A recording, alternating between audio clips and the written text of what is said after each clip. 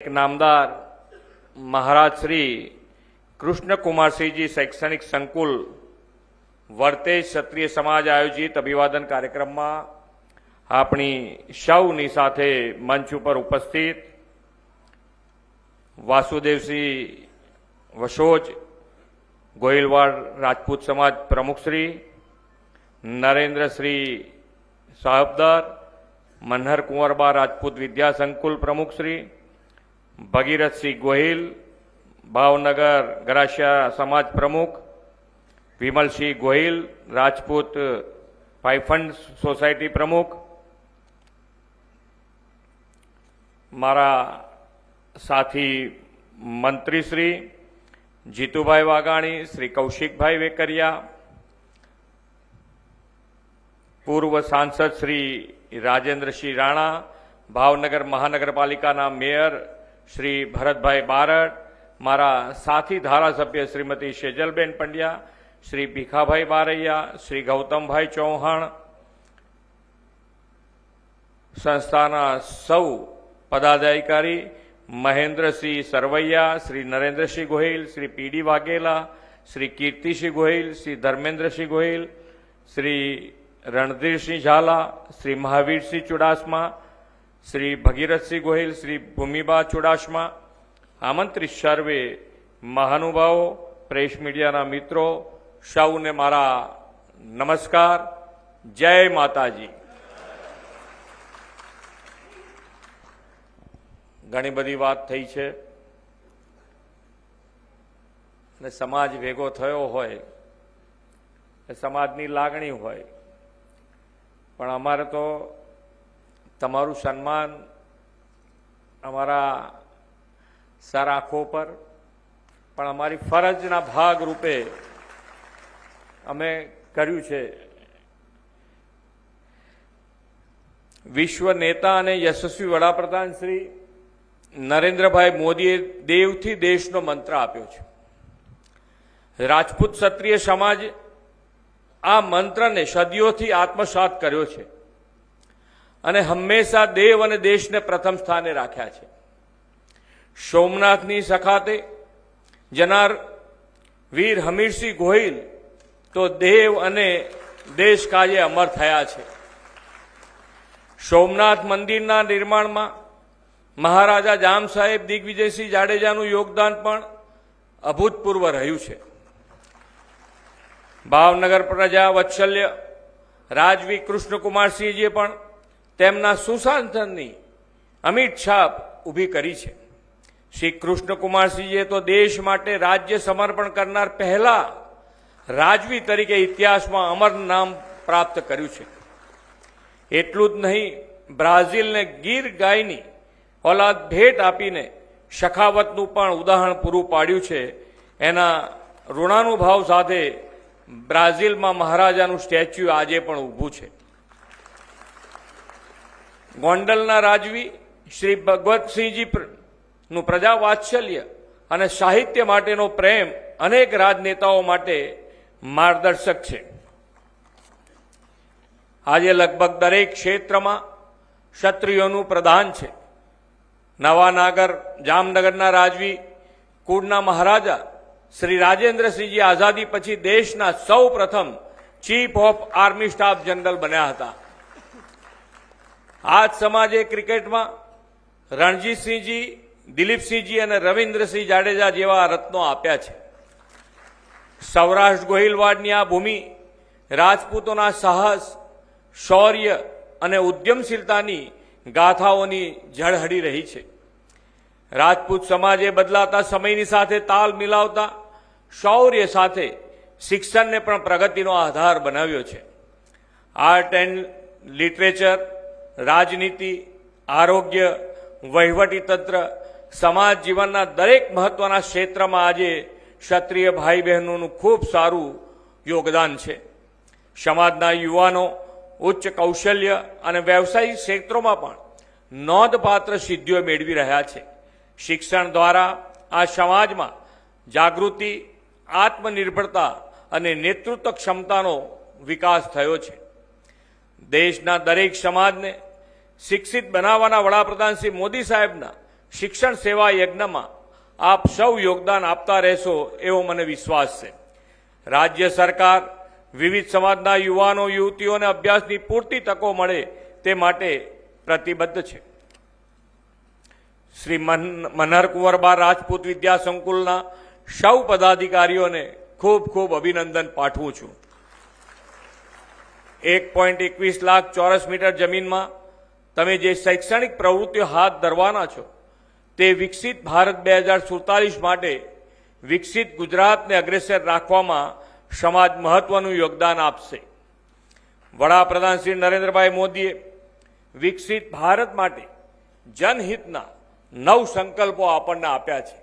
આપણે જે રેગ્યુલર કામ કરતા હોઈએ તો કરવાનું જ છે, પણ ભવિષ્યનું અને ભવિષ્યમાં કઈ કઈ મુશ્કેલીઓ આવી શકે છે એનું જો આજથી આપણે ધ્યાન રાખીએ તો મને લાગે છે ત્યાં સુધી ભવિષ્યનું આપણે જોઈને આગળ વધીએ તો જ એ આપણી વિકાસ જેને કહીએ છીએ એ વિકાસ અથા યોગ્ય ગણાય. અને એવા 9 સંકલ્પોમાં સામાન્ય સંકલ્પો છે અને એ સમાજ તરીકે આપણે એને આગળ વધારવા એ આપણી ફરજના ભાગરૂપે પણ કરી શકાય એવા કામો છે. પહેલો સંકલ્પ પાણી બચાવવાનો સંકલ્પ છે. એ સામાન્ય રીતે આપણે વરસાદનું પાણી આમ તો માન્ય વડાપ્રધાનશ્રીએ અત્યારે જે પાણી વાપરીએ છીએ અને સૌરાષ્ટ્રમાં પાણીની શું કિંમત હોય એ કોઈને સમજાવવાની જરૂર ના હોય. એમને ખબર જ છે કે પાણીની શું કિંમત છે. પાણી વાપરીએ એનો વાંધો નથી, પણ ભવિષ્યમાં પાણીની તકલીફ ના પડે એના માટે થઈને કેચ ધ રેઇન અંતર્ગત આખા દેશમાં વરસાદી જે પાણી પડે છે એને સંગ્રહ કરાય તો સંગ્રહ કરીએ, સંગ્રહ ન કરી શકાય તો એને જમીનમાં કેવી રીતે ઉતારી શકાય એના માટેનો પ્રયત્ન કરીએ. એટલે પાણી બચાવવાનો સંકલ્પ આપણો હોવો જોઈએ. જે રીતે આપણે ગ્લોબલ વોર્મિંગની વાત કરીએ છીએ તો ગ્લોબલ વોર્મિંગ અને ગ્લોબલ વોર્મિંગમાંથી બહાર નીકળવા માટે કે અત્યારે જોઈએ છીએ એમ તો વરસાદ એક જ બાજુ પડે, ઠંડી એકદમ વધારે પડે, તો આ બધામાંથી જો બહાર નીકળવા માટે ગ્રીન કવર જેટલું વધારીએ એટલો જ આપણને ફાયદો થાય. તો એના માટે પણ આપણે એક પેડ માં કે નામ અંતર્ગત દરેક જણ જ્યાં જગ્યા મળે પોતાને ત્યાં એક ઝાડ આપણે આપણી માતાના નામે ઉગાડવું જોઈએ, જેથી કરીને આ ગ્લોબલ વોર્મિંગમાંથી આપણે જેટલા બને એટલા ઝડપથી બહાર નીકળી શકીએ. સ્વચ્છતા આપણો સ્વભાવ બનાવવો પડે. આપણે હવે દરેકના એવું નથી કે સ્વચ્છતા આપણને ગમતી નથી, પણ છતાંય ક્યાંક ને ક્યાંક આપણે ગંદકી કરી નાખતા હોઈએ છીએ. તો એમાંથી બહાર નીકળી અને સ્વચ્છતા આપણો સ્વભાવ બને તો આપણું દરેક કામ દીપી ઉઠે. ચોથો સંકલ્પ વોકલ ફોર લોકલ. પાંચમો સંકલ્પ છે દેશ દર્શન. ફોરેન જવાની ના નથી, પણ ફોરેન જતા પહેલા આપણા જે ભારતમાં જેટલું દર્શન કરવા જેવું છે એ ભારત દર્શન અચૂક કરવું જોઈએ. પ્રાકૃતિક ખેતી તો ભવિષ્ય અત્યારે આપણને ખબર છે કે જે પ્રમાણે રોગો થઈ રહ્યા છે એ રોગોમાંથી જો બહાર નીકળવું હશે તો આ પ્રાકૃતિક ખેતી તરફ આપણે વળવું જ પડશે. તો જેટલું બને એટલું ઝડપથી કરીશું આની અંદર તો ભવિષ્ય આપણે વધારે ઉજળું રહેશે. આપણે બધાને ખબર છે કે અત્યારે જમીનનું સ્વાસ્થ્ય અને આપણા સ્વાસ્થ્ય જે જમીનમાં વધારે કેમિકલયુક્ત ખાતર વાપરવાના કારણે જે અનાજ ઉત્પન્ન થાય છે એના કારણે જે રોગો થાય છે એમાંથી જો બહાર નીકળવું હશે તો આ પ્રાકૃતિક ખેતીને આપણે અપનાવવી જ પડશે.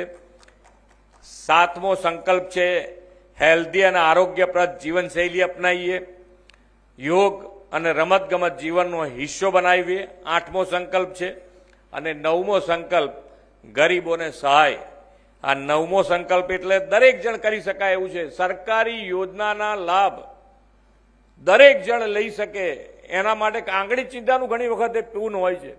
તમે ખાલી કોઈકને તમે જે યોજનાઓના લાભ લઈ શક્યા હોય અથવા તો તમારી સમજણમાં હોય અને કોઈ ના લઈ લેતું હોય તો એને અપાવો તો પણ આપણે ગરીબને મદદ કર્યા બરોબર છે. એટલે સરકારી યોજના બી એટલી બધી છે કે એના લાભ અપાવો તો પણ એની ગરીબીમાંથી બહાર નીકળવા માટે એને પૂરતો ટેકો મળી જાય એવું છે. તો આ બધું જ વસ્તુ સમાજ તરીકે આપણે બધાએ જો કરીએ તો મને લાગે છે ત્યાં સુધી સમાજ અને સરકાર બે સાથે મળે એટલે વિકાસ ડબલ ગતિએ આગળ વધે. તો રાજપૂત સમાજ તો વડાપ્રધાનશ્રીના દરેક સંકલ્પને પાર પાડવામાં અગ્રેસર રહ્યો છે. આઝાદી પછી એક અને અખંડ ભારતમાં રાજપૂત રજવાડાઓએ જેમ યોગદાન આપ્યું એમ વિકસિત ભારત માટે પણ આ નવ સંકલ્પોને આત્મસાત કરીને દેશ હિત પ્રથમનો ભાવ હૈયે રાખશો એવા વિશ્વાસ સાથે વિરમું છું. ભારત માતા કી જય. વંદે માતરમ. જય જય ગરવી ગુજરાત. નેક નામદાર મહારાજા કૃષ્ણકુમારસિંહજીના ચરણોમાં એમની દિવ્ય ચેતનાને હું વંદન કરું છું કે એક એવું નામ કે આજે આપણે પણ વાઇબ્રેશન આવે, એવી ઉર્જા આવે. અને સાહેબ, હું ભાગશાળી છું કે એનો જન્મદિવસ ઉજવવાની શરૂઆત ભાવનગરમાં પ્રતિનિધિ બન્યા પછી મેં કર્યો છે. આ તમામ આગેવાનો આવે છે, એની સમાધિએ જઈએ છીએ.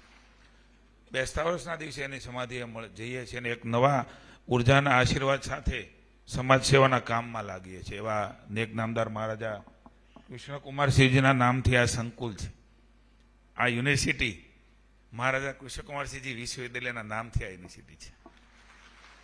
આપણું આ ભાવેણું એ સમગ્ર વિશ્વમાં કૃષ્ણકુમારસિંહજીના નામથી ઓળખાય છે.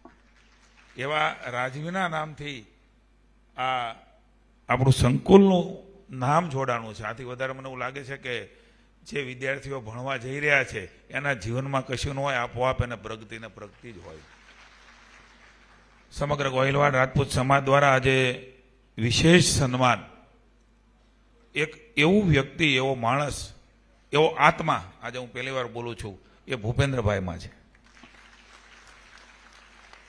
ખૂબ નજીકથી એમની સાથે વર્ષોથી કામ કરવાનો, અને સાહેબ 4 વર્ષ એટલે 5મું વર્ષ મુખ્યમંત્રીને હોય તો એને અમથું કેટલું બધું આગળ પાછળ હવા હોય, એની બદલે એટલી સરળતા, એટલી નિખાલસતા, અને એ કોઈ એવો આત્મા હોય ને એમાં જ શક્ય બને. જેમ મોદી સાહેબને આપણે કહી શકીએ કે આટલા વર્ષ પછી પણ આવી ઉર્જા અને આવું વિઝન એ કોઈ આત્મા લઈને જન્મેલા તત્વ હોય, એમનું આ સન્માન છે સાહેબ. એમનો અમને આનંદ છે.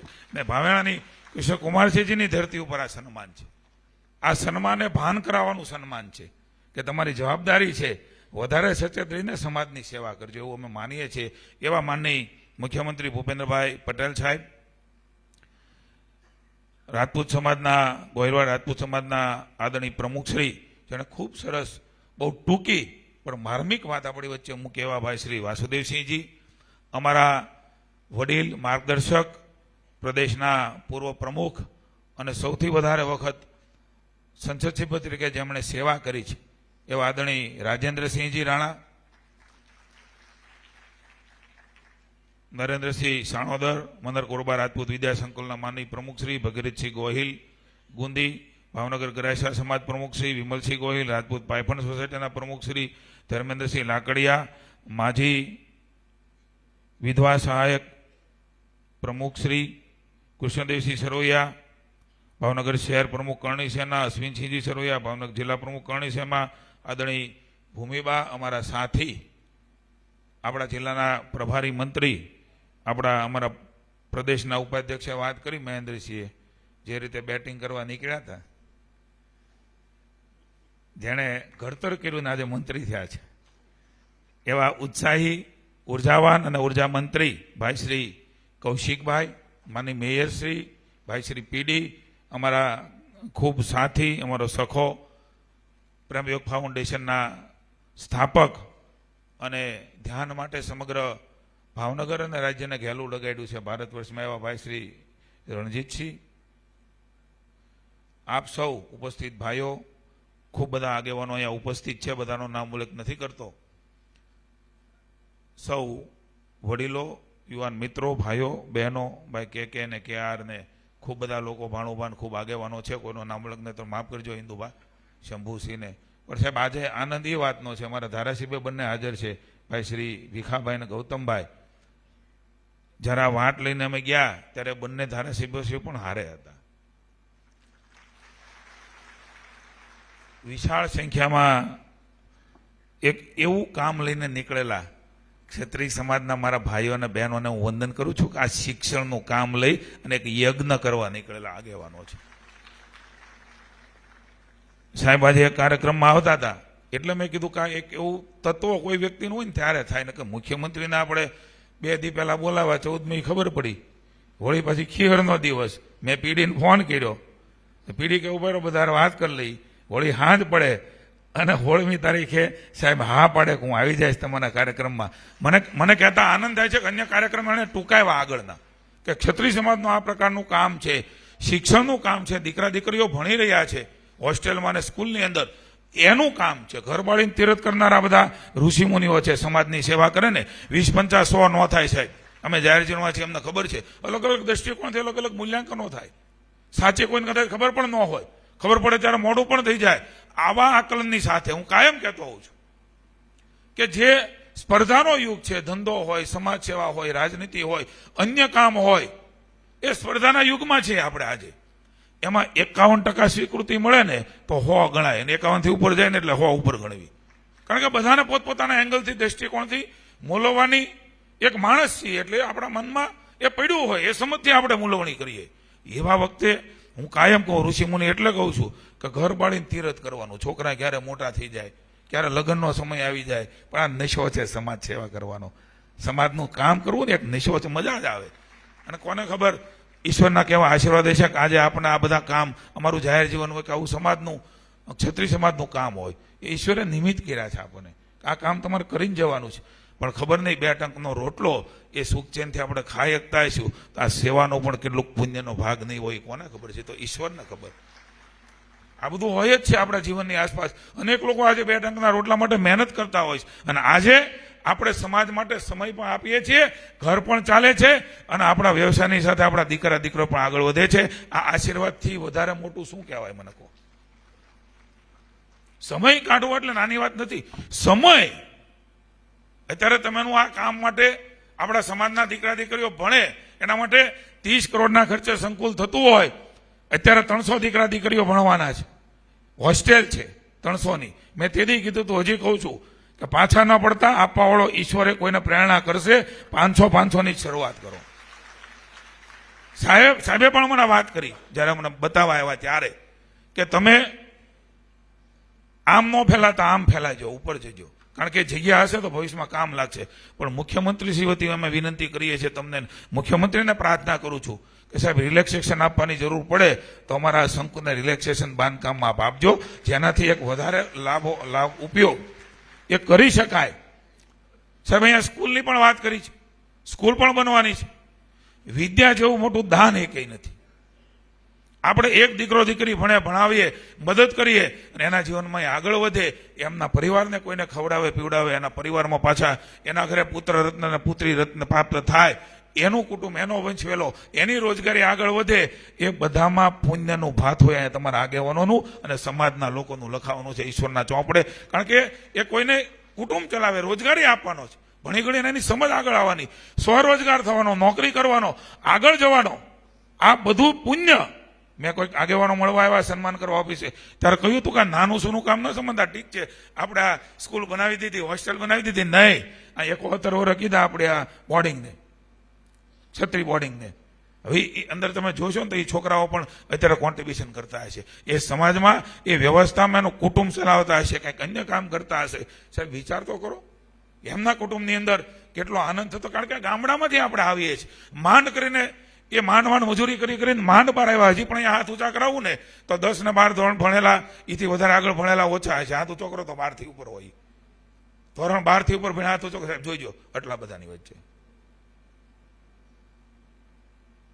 8 ને બધું જોઈએ તો બહુ. હજી આપણે નરેન્દ્રભાઈનો આપણે આભાર માને કે કન્યા કેળવણી, શાળા પ્રવેશોત્સવ, ગુણોત્સવ, એના માટે થઈને એ માણસે ધૂણી દેખાવી, અને એમના કારણે સમાજમાં શિક્ષણની ભૂખ ઉગડી, અને ગામે ગામ આપણે ભલે ન ભણ્યા, આપણા દીકરા 12 આટલી મોટી સંખ્યા છે સાહેબ. હું નથી માનતો 25 થી 50 થી વધારે હાથ 12 ધોરણ ઉપર થયા.